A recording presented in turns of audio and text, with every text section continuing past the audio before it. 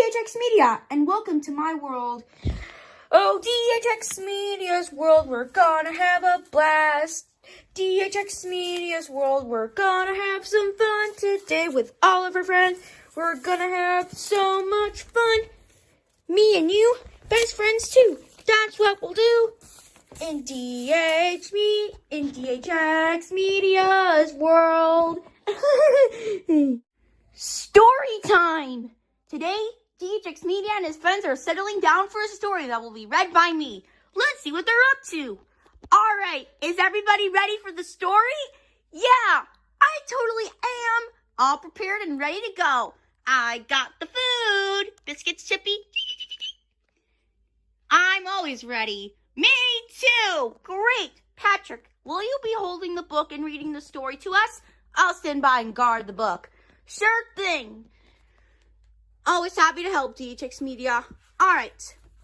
Today's book is called Curious George Goes to a Movie, based on the style of H.A. Ray by Vipa Interactive, a Huffman Muffin Company, Boston. This book was made by Margaret and H.A. Ray. Let's read. This is George. George was a good little monkey and always very curious. One afternoon, George took a trip into town with his friend, the man with the yellow hat. I know the man with the yellow hat. Me too. Next page, next page. Look, George, the man said as they walked by the theater. The movie we've been waiting to see is here. If we hurry, we can make the next show. 2 tickets, please, the man with the yellow hat said. As they walked through the lobby, the smell of popcorn made George hungry. But when he stopped in front of the concession stand, his friend said, "Let's find our seats first, George. The movie is about to begin." Inside the theater, they found 2 seats right in front. The man with the yellow hat whispered, "George, I'll go get some popcorn. Now stay here and watch the movie and please stay out of trouble." George promised to be good. He's gonna get in trouble, isn't he? Yes, he is. George was enjoying the movie when all of a sudden a big dinosaur jumped onto the screen. It made George jump right out of his seat. Ah! George was curious. Was he the only one to jump out of his seat? He looked around. He was. Looking around, George saw a bright light coming from a little window at the back of the theater. Well, was that what made the movie appear on the screen? Though he had promised to be good, little monkeys sometimes forget. As soon as George was at the back of the theater, but the window was not as high, not even a monkey could see through it. Well, usually there's a room behind a window through George, but how could he get inside? Then he saw a door. George raced up the stairs and peeked inside. He saw a strange machine with the 2 spinning wheels. It was making a funny noise, and it was making the light that came through the window. Now he could see how the movie worked. But when he stepped into the room, George was surprised to see a boy sitting in a chair. The boy was surprised to see a monkey standing in his room. In fact, the boy was so surprised, let me guess, he jumped right out of the seat, knocked the wheels right off the machine, and then the movie just ended. You just spoiled it, you know that? Sorry.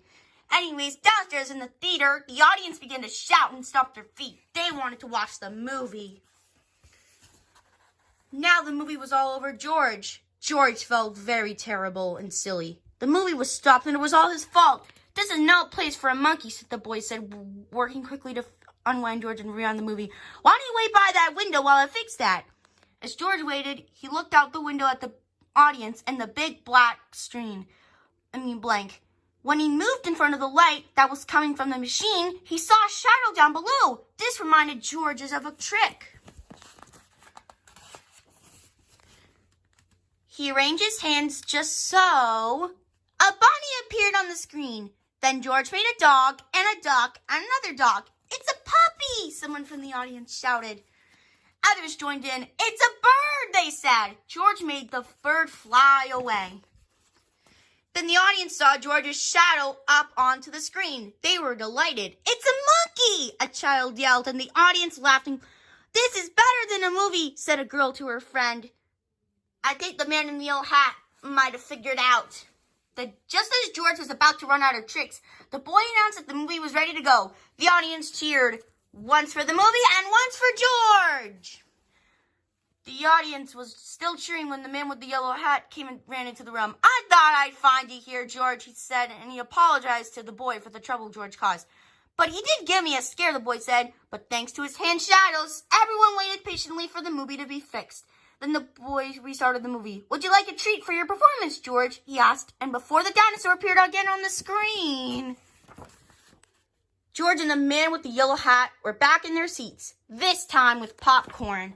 The end. So, what did you guys think of the story? It was awesome! Best story ever. Okay, story time's over. Come on, everybody. It's time to go home. Yeah. Patrick, can you put the book back? Sure. Right where it's supposed to be going. All right, guys. Let's go home. Yeah. Thanks for reading the story, Patrick. You're welcome. See you in the next episode, everybody. Bye.